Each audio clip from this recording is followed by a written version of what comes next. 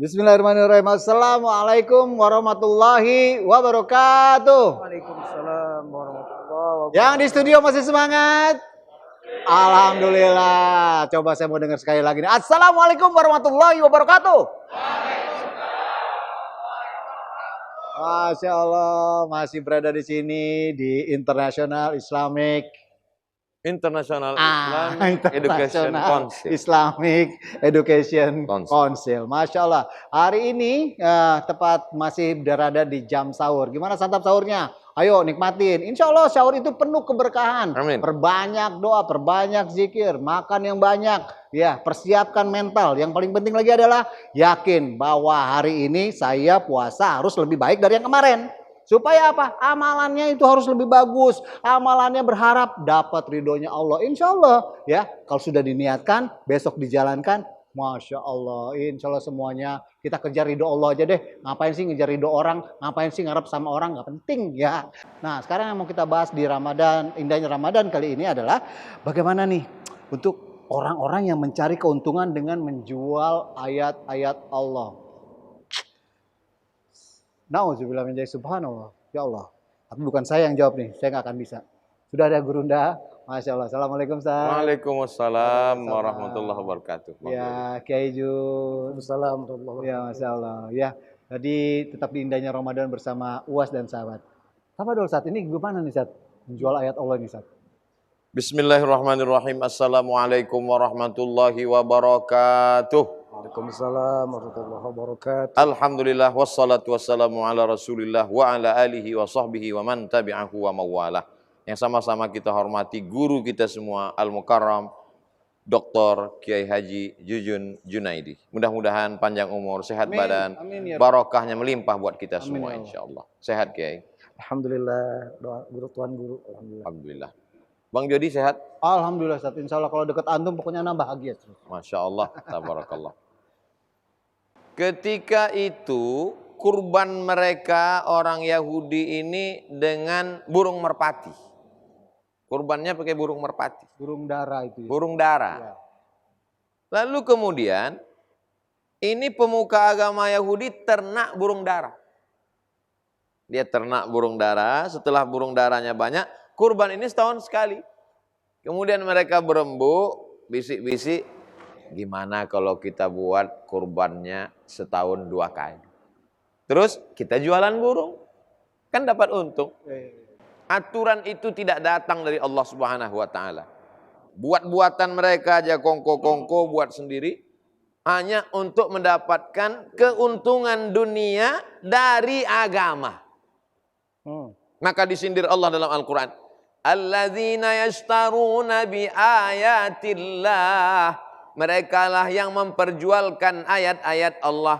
Samanan qalila. Dengan harga yang murah. Kenapa harganya murah? Karena hanya sekedar keuntungan dapat jual burung dara. Memakai agama. Mengatasnamakan Tuhan. Dan keuntungannya itu hanya sekedar untuk makan, pakaian, minum, keluarga, kendaraan, mati. Sementara kalau kau tolong agama Allah ini dengan akalmu, dengan ilmumu, dia akan menjadi penolong ketika menghadap Allah Subhanahu wa Ta'ala.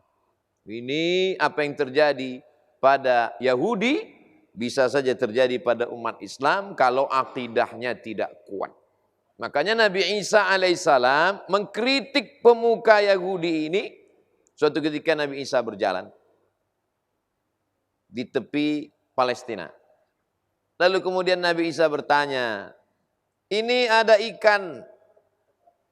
Ikan ini kenapa dia busuk? Lalu kemudian pemuka Yahudi mengatakan, ikan ini busuk karena dia mati. Kata Nabi Isa, tidak. Ikan ini busuk bukan karena dia mati, tapi karena garamnya tidak asin lagi. Kalaupun ikan itu mati, tapi kalau ada garam asin, ikan tidak akan busuk. Tapi jadi ikan Asin. Ikan asin. Bang Jody suka makan ikan asin? Banget suka. Nanti, jangan kemana-mana. Tapi karena garamnya tidak asin lagi, sebenarnya Nabi Isa sedang menyindir. Kenapa masyarakat Bani Israel ini rusak? kerusakannya bukan pada ikannya, tapi karena garamnya tidak asin lagi. Garam itu siapa? Tokoh agamanya. Maka kedatangan dia menjadi ancaman. Lalu kemudian mereka pun bersekongkol. Maka Allah Subhanahu wa ta'ala menyelamatkan. Wa ma qataluhu. Orang pemuka Yahudi beserta Romawi tidak berhasil membunuhnya. Wa ma salabuhu. Mereka tidak mensalibnya. Walakin syubbiha lahum. Tapi ada orang lain yang diserupakan dengannya. Kenapa mereka benci? Karena dia mengkritik perbuatan orang, mengatasnamakan agama, tapi hanya untuk mengambil keuntungan semata. Makanya Nabi SAW mewanti-wanti ini. Man talaba ilman, siapa yang mencari ilmu, yang mestinya ilmu itu untuk mencari akhirat, menolong agama Allah, tapi dia pakai ilmu itu untuk liumari bihi sufaha waliyujari bihil ulama waliyujari bihi sufaha. Dipakainya ilmu itu untuk memperbodoh orang dungu, masyarakat awam, dia bodohi dengan agama. Lalu kemudian ilmu itu dipakai untuk mendebat-debat ulama. Lam yajid irfal jannah, dia tidak akan mendapatkan bau surga. Baunya aja jangankan masuk surga, harum semerbak surga pun tak dia dapatkan. Padahal harumnya sudah tercium dari jarak perjalanan 500.000 tahun. Bang Jody pernah cium parfum yang harumnya sudah tercium jarak 5 jam perjalanan? Belum. 500.000 tahun perjalanan mau masuk surga, harum semerbaknya sudah tercium. Dia menciumnya saja pun tak dapat. Kenapa? Karena mengatasnamakan agama, membawa nama Allah, tapi ada kepentingan dunia. Ada kitab paling kecil, isinya cuma 40 sekian hadis. 40 itu bahasa Arabnya Arba'un. Kitab Arba'in An-Nawawi. Di dalam kitab Al-Arba'in An-Nawawi, kitab paling kecil mengkaji hadis. Hadis yang pertama diriwayatkan dari Umar bin Khattab radhiyallahu anhu. Innamal a'malu binniyat wa innamal likulli imri'in ma nawa. Segala amal ini akan dinilai dengan niat. Orang akan mendapatkan sesuai dengan niatnya. Faman kanat hijratuhu ilallah wa rasulih. Siapa yang hijrah ke Madinah dari Makkah niatnya karena Allah dan Rasul, fa hijratuhu ilallah wa rasulih. Faman kanat hijratuhu ila dunya yusibuha. Siapa yang hijrah karena ingin dapat dunia, awi imra'atin yankihuha, karena ingin dapat perempuan yang mau dinikahi di Madinah, fa hijratuhu ila ma hajara ilaih, maka dia hanya akan mendapatkan sesuai apa yang diinginkannya. Maka selalu saya katakan, saya, kiai, doakan kami supaya hati kami ini lurus. Intan surullah, kalau kau tolong agama Allah, yansurkum, maka Allah akan menolong kamu. Masya Allah, baik Ustaz, Masya Allah. Nah, nanti kita lanjutkan lagi ya Ustaz ya.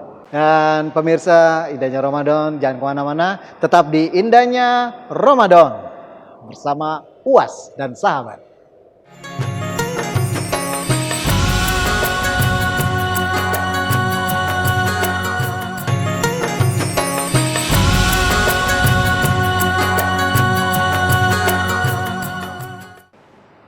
Bismillah, Masya Allah, tabarakallah. Alhamdulillahirrahmanirrahim, kita masih berada di Indahnya Ramadan bersama Uwas dan sahabat. Masya Allah, tadi Ustaz sudah menjelaskan ya Ustaz ya.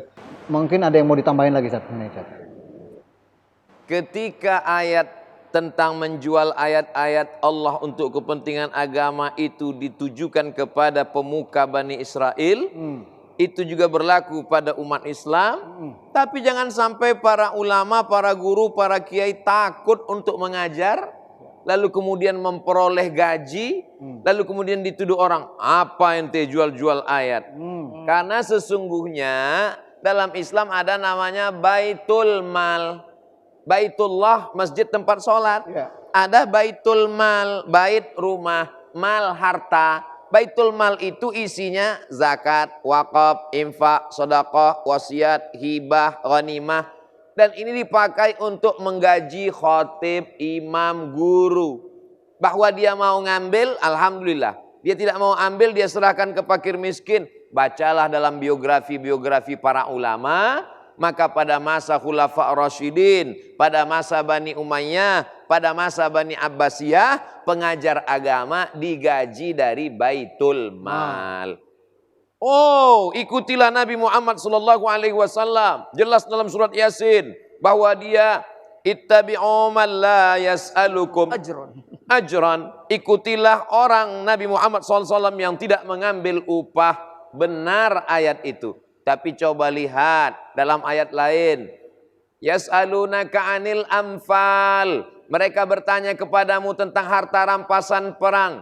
Wa'lamu annama ghanimtum min syai'in. Ketahuilah kalau kamu dapat ghanimah harta rampasan perang. Falillahi khumusahu walir rasul. Maka Rasulullah dapat khumus 1/5. 1/5 itu 20%. Banyak. Tapi Nabi tidak ambil. Masalah ngambil tidak ambil itu nomor 2. Tapi bahwa ada jatah untuk Nabi, maka itu ditetapkan. Maka berapa yang diperoleh pada masa Perang Badar? Perang Badar itu kata Syekh Safiur Rahman Al-Mubarakfuri dalam kitabnya Ar-Rahiq Al-Makhtum, la taqillu an khamsina alfi dinarin zahabiyyin. Harta rampasan perang yang diperoleh tidak kurang dari 50.000 keping uang dinar. Uang dinar itu emas beratnya 4,25 gram. Satu kepingnya 4,25 gram, satu kepingnya kalau 1 gram 1 juta, 4,25 gram berarti 4 juta sekian. Sebenarnya 4 juta sekian, tapi karena kita udah lama kenal 4 juta aja lah. Iya. 4 juta kali 50.000 keping. Coba hitung berapa miliar menurut harga emas sekarang. Nabi dapat jatah 20%. Tapi ketika anaknya datang, Sayyidatuna Fatimah, ayah kan banyak dapat harta rampasan perang. Suamiku Sayyidina Ali orangnya susah. Dia ngambil upah menimba air. Aku di rumah nimba air sendirian, buat tapung gandum adonannya sendirian. Berilah aku harta, berilah aku pembantu. Apa kata Nabi Muhammad SAW? Kamu sebelum tidur malam tasbih 33, tahmid 33, takbir 33. Fatimah pulang. Enggak connect Bang Jody. Masa minta harta, minta uang dikasih zikir? Apa sebenarnya? Walaupun badanmu lelah, kalau hatimu berzikir, maka penatmu hilang. Lelahmu lillah. Tapi walaupun kau kaya, pembantumu banyak. Orang kaya ada yang pembantunya sampai 10. Ada Sat. Yang khusus motongkan kuku aja 2. Kuku kiri, kuku kanan. Kuku tangan, kuku kaki. Aduh. Tukang korek telinga 3. Waduh, yang satu lagi mana Sat? Gak tahu. Tapi hatinya lelah. Maka Nabi Muhammad SAW ingin mengajarkan, dia tidak meninggalkan istana yang megah, dia tidak meninggalkan kursi emas, yang dia tinggalkan adalah peradaban. Jadi tentang masalah ini kita mesti luruskan, supaya jangan sampai nanti alim ulama kiai kita dituduh macam-macam. Tapi di dalam hati dia juga mesti takut kepada Allah, jangan mengeluarkan fatwa yang kira-kira hanya untuk mencari dunia, tapi betul-betul karena lillahi ta'ala. Ya, insya Allah, Ustaz. Masya Allah. Tabarakallah. Insya Allah ini membuat saya juga jadi lebih berhati-hati nih, Ustaz ya. Karena ya apaan, kita juga kadang-kadang suka dipanggil-panggil ke sono kemari, Ustaz ya. Oke, untuk Kejun, ini bagaimana nih? Sekarang ini banyak potongan-potongan dakwah. Antum, banyak lah. Video. Ya video. Ya dibikin YouTube. Sehingga dia monetize. Kalau di YouTube namanya monetize, Ustaz. Ya kan, sehingga ketika dia monetize, dia akan mendapatkan uang. Nah ini gimana Ustaz? Sementara kadang-kadang itu salah juga. Maksudnya dia potong-potongnya tuh suka-suka gitu. Nah ini gimana? Bahkan bisa mendiskreditkan. Bahkan bisa mendiskreditkan Ustaz. Ya, karena dipotong-potong. Benar Kiai? Ya gimana Kiai? Baik. Yang tadi innamal a'malu binniyat wa innamal likulli imri'in ma nawa. Makanya para ulama menyebut bahwa niat itu setengah daripada amal. Artinya itu bagaimana niat? Kalau niat menyebarluaskan ceramah Ustadz Abdul Somad guru kita, itu niatnya untuk berdakwah. Saya tidak bisa berdakwah sendiri, maka saya share itu dalam rangka menyebarkan, men-share dakwah kepada seluruh umat dan jagat raya ini pada umumnya. Maka itu menjadi amal kebaikan juga buatnya. Tapi kalau tujuan utamanya adalah sudah pada monetize, sudah ada pada kepentingan dunia, maka dia hanya cuma kebagian dari YouTube itu. Mending kalau subscribernya nambah banyak. Kalau tidak, ya dunia tidak punya, akhirat juga tidak punya. Apa yang dia bikin, apa yang dia upload, apa yang dia re-upload, juga tidak bermanfaat. Nah, sesungguhnya pada era zaman 4.0 For apa? 4G. For 4G. 4G aja lah 4G ya. Pada for ini memang mesti dakwah itu melalui audio visual, melalui YouTube, melalui internet, melalui Instagram, sebagainya harus dilakukan. Seperti saya sekarang sudah gantung mic ceritanya, gantung mic untuk ceramah sama umum gitu kan. Saya udah gantung mic. Kalau saya sekarang misalnya tidak memanfaatkan teknologi. Maka apa artinya berhenti dakwah? Masa mau berhenti dakwah saya? Saya tidak mungkin berhenti dakwah sampai ajal saya menjemput. Ya, sampai ajal saya tidak akan berhenti berdakwah. Tapi saya gunakan kesempatan ini untuk berdakwah melalui apa? Ya melalui YouTube. Ya, baiklah pemirsa indahnya Ramadan, jangan kemana-mana, tetap di sini. Karena apa? Karena kita sebentar lagi bakal lebih seru lagi bersama Uwas dan sahabat. Jangan kemana-mana, tetap di indahnya Ramadan.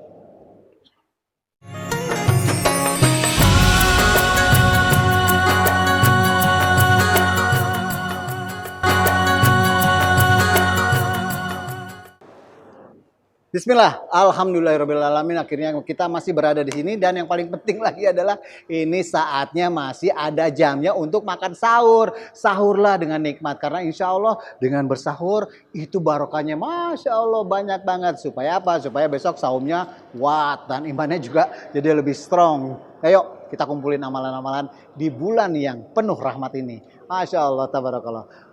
Oke Jun, masih semangat? Insya Allah. Harus semangat. Harus Ramadan semangat itu ya. bulan semangat. Dan harus jadi bulan penyemangat, bukan bulan yang jadi tumpuan kesalahan. Kenapa telat ngantor? Maklum puasa. Oke, ini kan tadi kita sudah membahas mengenai menjual ayat-ayat Allah ya. Nah, dan itu kan itu dakwah nih. Nah, sekarang dakwah yang sesungguhnya itu seperti apa kan? Ud'u ila sabili rabbika bil hikmati wal mau'izatil hasanah wajadilhum billati hiya ahsan inna rabbaka wa'alamu biman dhalla an sabilihi wa huwa 'alamu bil muhtadin. Serulah manusia itu ke jalan Allah bil hikmah, dengan hikmah, dengan bijaksana. Hikmah itu kalau menurut profesor ahli etika, katanya hikmah itu kumpulan baik dan benar. Ada sesuatu yang baik tapi tidak benar. Ada sesuatu yang benar tapi kurang baik. Saya ketemu dengan misalnya mantan pacar. Padahal ketemu aja gitu kan. Mantan pacar itu dulu ta'aruf tapi tidak jadi nikah gitu kan. Mantan pacar disebutnya ya. Apa Buas punya atau tidak terserah.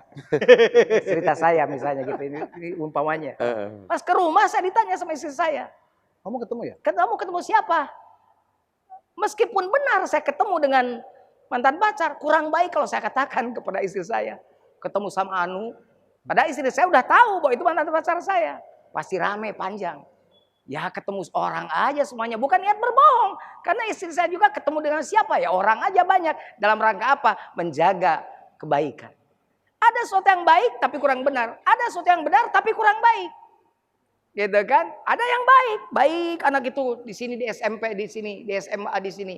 Baik waktu ulangan itu tunduk aja. Pengawas juga tidak harus bekerja banyak. Pokoknya kalem aja gitu, nunduk. Tapi pas dia baca jawabannya, bismillah saja dengan alhamdulillah, kosong. Itu baik tapi kurang benar. Nah, baik dan benar itu hikmah. Nah, dakwah itu harus memadukan antara baik dan benar. Bil hikmah. Itu Quran. Ajak manusia ke jalan Allah dengan cara baik dan benar. Makanya sampai ada ayat Allah yang menyuruh Nabi Musa dan Nabi Harun mendakwahi Fir'aun saja dengan qaulal layyina. Kepada Fir'aun loh, Mas Jody. Idhaba ila fir'auna innahu tagha faqula lahu qaulal layyina. Musa, Harun, pergilah engkau kepada Fir'aun karena Fir'aun sudah melampaui batas. Faqula lahu qaulal layyina. Tapi berkatalah engkau berdua kepada Fir'aun itu qaulal layyina, dengan bahasa yang lemah lembut. Ke Fir'aun coba. Gitu. Itu datang juga idhaba, disuruh pergi. Bukan Firaun di mana, ini teriak di mana gitu. Nggak boleh begitu. Ini neriak ngomongin orangnya juga disebut namanya, tapi di sono, di Garut, orangnya ada di Bekasi misalnya. Nggak boleh begitu. Kalau mau mendakwahi, datang idhaba. Langkahkan kakimu. Pergi datang ke sana. Dan tetap qaulan layyina, dengan bahasa yang lemah lembut. Itu hakikat dakwah yang disebutkan oleh Al-Quran. Yang pertama, bil hikmah. Yang selanjutnya, wal mau'izatil hasanah. Dengan mau'izah yang hasanah. Dengan perkataan-perkataan yang hasanah. Yang baik juga.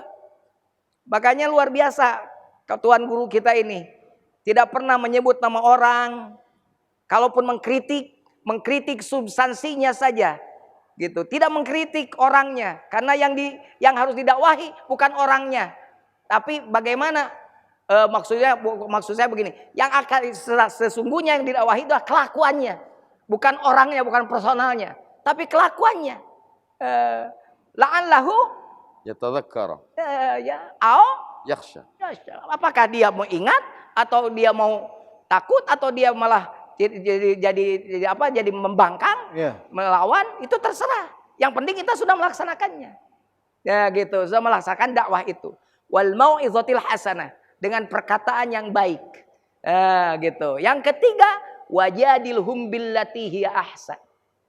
Nah, kalaupun mujadalah dalam mereka berdakwah, itu hiya ahsan. Dengan kebaikan juga.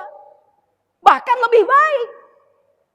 Gitu. Bahkan lebih baik daripada yang diajak mujadalah diskusi itu.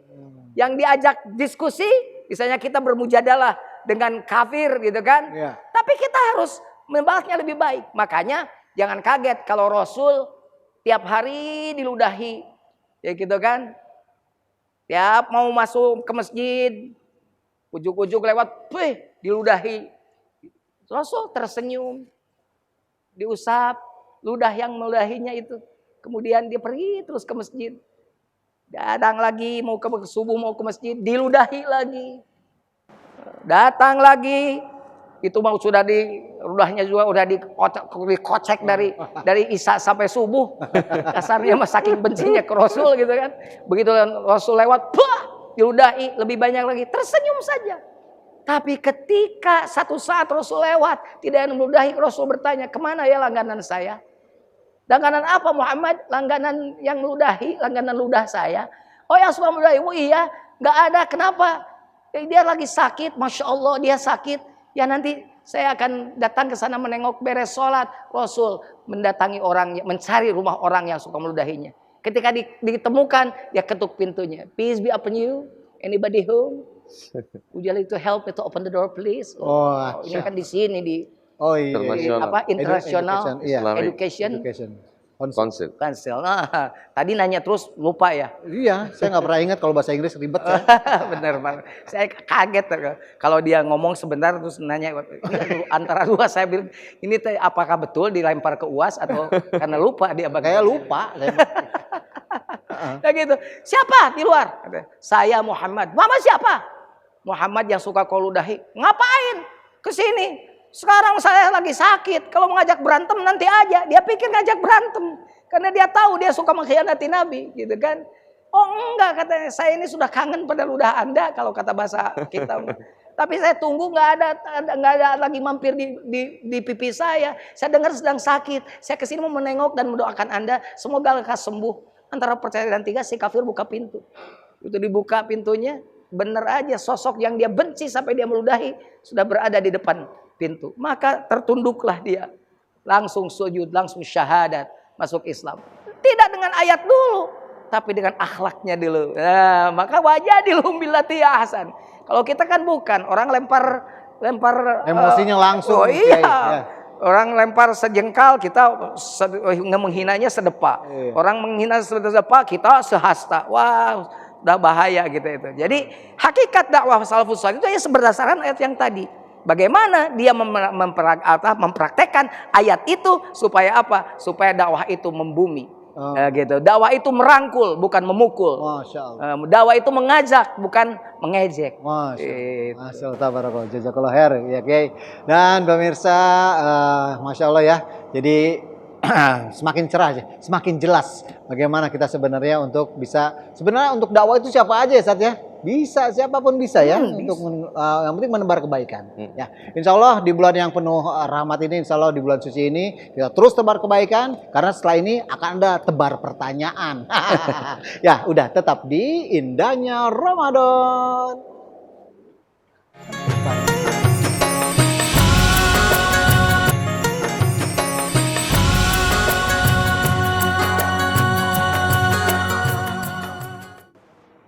Alhamdulillahirrahmanirrahim, masih di indahnya Ramadan bersama saya Jody Sumantri dan juga tentunya gurunda-gurunda kita yang ada di atas. Nah, sekarang saatnya kita lempar pertanyaan, dan pertanyaannya jangan lupa nih, karena nanti akan ada hadiahnya. Hadiahnya adalah 1 buah kulkas, 2 pintu, 3 pintu, 4 pintu, 5 jendela. Pekarangan rumah kali ya. Ya udah, ini kita langsung ke pekarangan rumah. Selanjutnya adalah silakan siapa yang mau bertanya?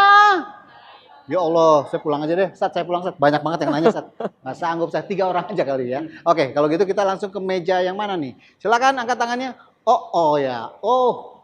Pertanyaan pertama jatuh kepada Masya Allah. Ini dia nih huruf yang paling bagus. Alif, Alif ada namanya sih. Ya, mungkin sebelahnya Ba kali ya. Assalamualaikum warahmatullahi wabarakatuh. Waalaikumsalam warahmatullahi wabarakatuh. Perkenalkan, nama saya Alif Jul. Alif Jul dari SMA. Oh iya.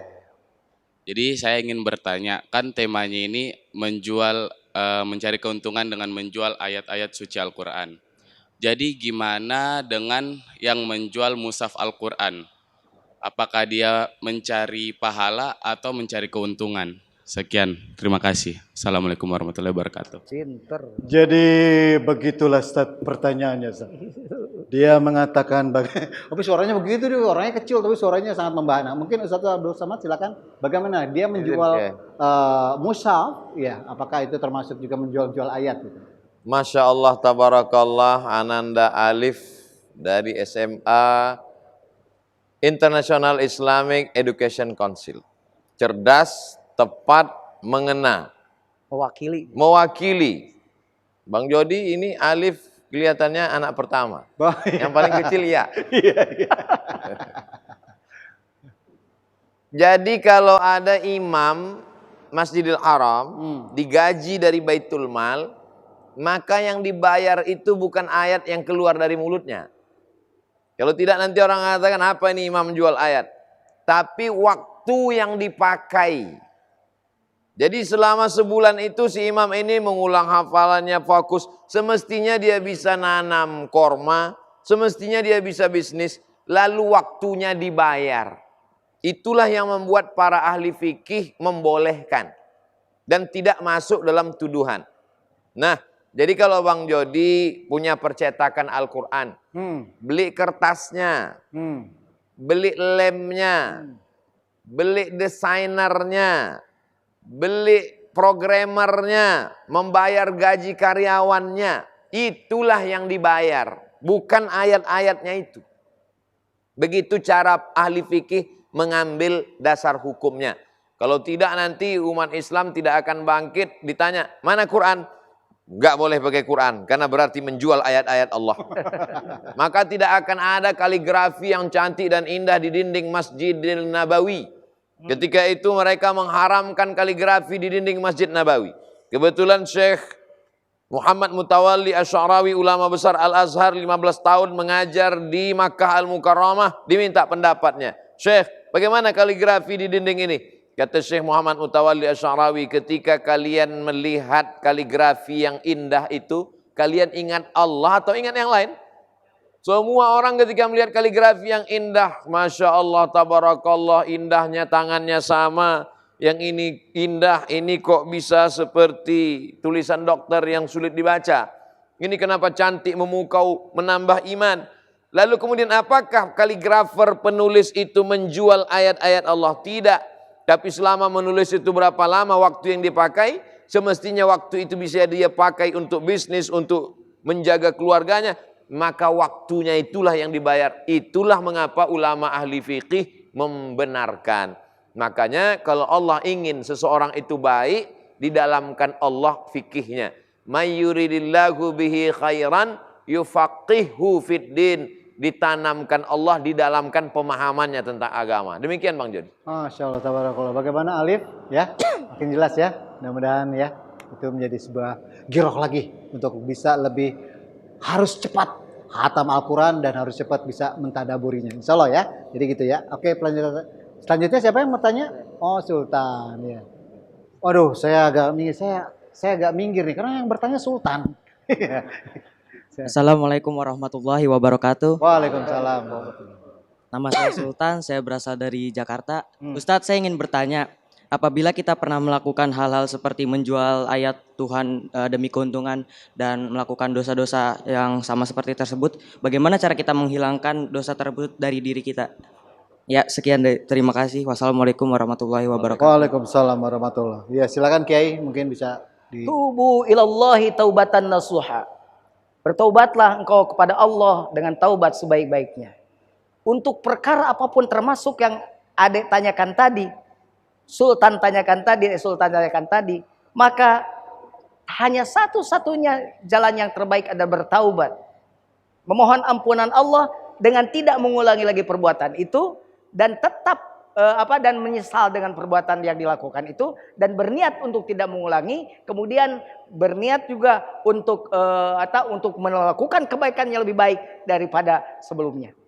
Yang penting adalah bagaimana Anda masih diberi kesempatan dan waktu oleh Allah, berbahagialah tidak mengulangi perbuatan itu dan segera bertobat kepada Allah. Masya Allah, tabarakallah. Ya, oke, pertanyaan berikutnya silakan. Ya, oke.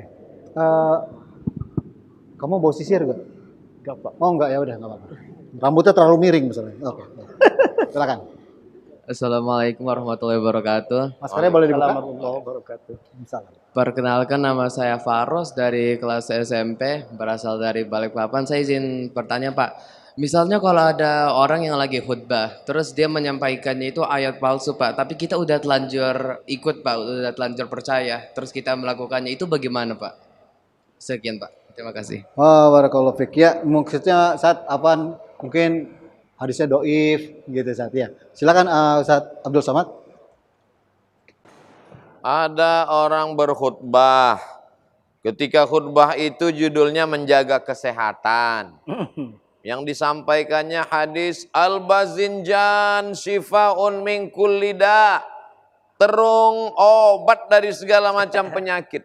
Kemudian Faros pun pulang ke rumah beli terung 2 kilo. Pagi terung, siang terung, malam terung. Apa hukumnya mengamalkan itu? Padahal hadisnya bukan hadis dhaif, hadis palsu. Hadis tentang terung obat dari segala macam obat adalah hadis palsu. Yang membuatnya siapa? Tukang jual terung biar laku. Bagi yang menyampaikan, maka dosa besar kalau dia sudah tahu. Man kadzdzaba alayya muta'ammidan. Siapa yang berdusta terhadap aku secara sengaja, sadar tahu, falyatabawa maq'adahu minan nar. Maka siapkanlah tempat duduk dari api neraka. Jadi kalau dia khutbah 5 kali, sudah booking 5 seat di api neraka hanya karena menyampaikan terung. Tapi kemudian setelah dikasih tahu, ternyata dia tahu itu hadisnya palsu. Illa man taba, seperti yang dikatakan Kiai, taubat. Wa amana, imannya tajdid, memperbaiki iman karena mungkin tadi dia sudah salah. Wa amila amalan salihah, dia beramal soleh.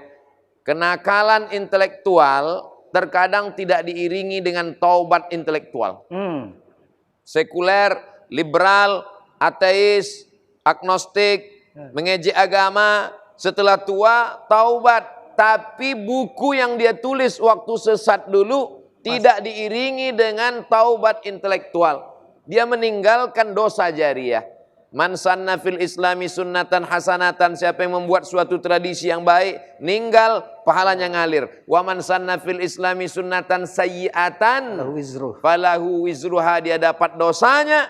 Wa wizru man amila biha. Maka dia mesti berani untuk mengatakan, Dulu saya memang pernah mengatakan ini, tapi ternyata setelah saya dengar-dengar dari para alim ulama ternyata itu hadisnya palsu. Maka dia katakan tidak rendah derajatmu karena mengaku salah. Ustaz Somad pernah nggak mengakui seperti ini? Ya, saya diundang Kiai dalam salah satu pengajian, baru pulang dari Maroko, sebelah kanan LC, sebelah kiri MA, merasa tahu, sampai di sana ditanya, Ustadz, tradisi di kampung kami kalau ada orang meninggal sholatnya banyak yang tidak dilaksanakan, keluarganya membayar fidyah dengan bayar beras. Saya tidak malu untuk mengatakan, mohon maaf saya belum pernah baca, saya pulang dulu, saya cari dulu, nanti saya baca, saya kirimkan. Tapi kemarin waktu tanya jawab di televisi, tanya jawab itu di YouTube channel Ustadz Somad, kok Ustadz tahu semua? Yang tahu itu yang diupload. Yang nggak tahu nggak diupload. Imam Malik bin Anas ditanya 48 masalah, yang dia jawab nggak sampai setengah. Nah, oleh sebab itu maka kalau sudah salah jangan malu untuk bertaubat, memperbaiki, dan bagi yang mengamalkan dia mesti banyak ngaji. Bedakan antara orang yang berfatwa dengan orang yang ngajak untuk baik. Jadi jangan gara-gara ini lalu Bang Jody hilang semangat untuk berdakwah. Ngajak sholat nggak mesti ustadz, ngajak ke masjid nggak mesti ustadz. Siapapun bisa, karena ini ud'u ila sabili rabbik, ajak orang ke jalan Allah. Tapi kalau tanya jawab, menjawab pertanyaan, maka ini mesti kepada orang yang alim, yang berilmu. Betul. Kalau saya silap, saya salah, luruskan saya Kiai. Ya. Demikian Bang Jody. Masya Allah. Oke, jadi begitu ya. Jadi buat semuanya, mudah-mudahan apa yang disampaikan oleh Gurunda dan juga Pak Kiai, insya Allah bisa menambah kewawasan kita bagaimana kita menjadi orang lebih tahu apa yang harus kita lakukan ke depannya. Dan kalau saya pribadi, Afwan, saya selalu menanamkan yang ada di diri saya adalah, insya Allah ini juga bisa menjadi ibrah buat yang melihat. Saya tidak pernah merasa lebih baik dari orang lain. Jadi saya selalu merasa setiap saya ngaji dan saya sholat, saya selalu ingat masa lalu saya. Bahwa saya masa lalu kelam, dan insya Allah ini menambahkan giroh saya bahwa saya pengen membayar. Jadi semua orang punya masa lalu. Betul. Masa depan milik kita bersama. Masya Allah. Baik Ustadz, ini insya Allah hari ini dan juga pemirsa indahnya Ramadan di rumah, insya Allah puasanya hari ini diterima Allah Azza wa Jalla, amin. Dan Afwan Ustadz, silakan untuk pimpin doa Ustadz. Astaghfirullahalazim, astaghfirullahalazim, astaghfirullahalazim, alladzi la ilaha illa huwal hayyul qayyum wa atubu ilaih. A'udzu billahi minasyaitonir rajim. Bismillahirrahmanirrahim. Alhamdulillahi rabbil alamin. Wassalatu wassalamu ala asyrafil anbiya'i wal mursalin wa ala alihi wa sahbihi ajmain. Allahumma ja'alna minat tawwabin, jadikan kami orang yang bertaubat. Waj'alna minal mutatahhirin, jadikan kami orang yang mensucikan hati dan diri. Waj'alna min ibadikas salihin, jadikan kami hamba-hambamu yang saleh. Allahumma inna nas'alukal huda, kami mohon hidayah darimu ya Allah. Wattuqa, rasa takut dalam hati kami untuk berbuat dosa. Wal afaf, menjaga diri dari yang haram dan syubhat. Wal ghina, berikanlah kami kecukupan. Allahumma aghnina bihalalika an haramik, cukupkan kami dengan yang halal sehingga kami tidak sibuk mencari yang haram ya Allah. Allahumma innaka afuwun tuhibbul afwa fa'fu anna. Rabbana atina fid dunya hasanah wa fil akhirati hasanatan wa qina adzaban nar. Wa sallallahu ala sayyidina Muhammad wa ala alihi wa sahbihi wa sallam walhamdulillahi rabbil alamin. Alhamdulillahi rabbil alamin. Masya Allah, tabarakallah. Sekali lagi terima kasih banyak Ustadz. Insya Allah saya pribadi terutama ya bisa mendapatkan ilmu yang sangat bermanfaat. Kiai Jun, terima kasih banyak atas waktunya. Dan juga pemirsa di rumah jangan kemana-mana, karena tetap setiap sebelum azan berkumandang di TV One ada indahnya Ramadan bersama UAS dan sahabat. Saya undur diri, Jody Sumantri. Wassalamualaikum warahmatullahi wabarakatuh.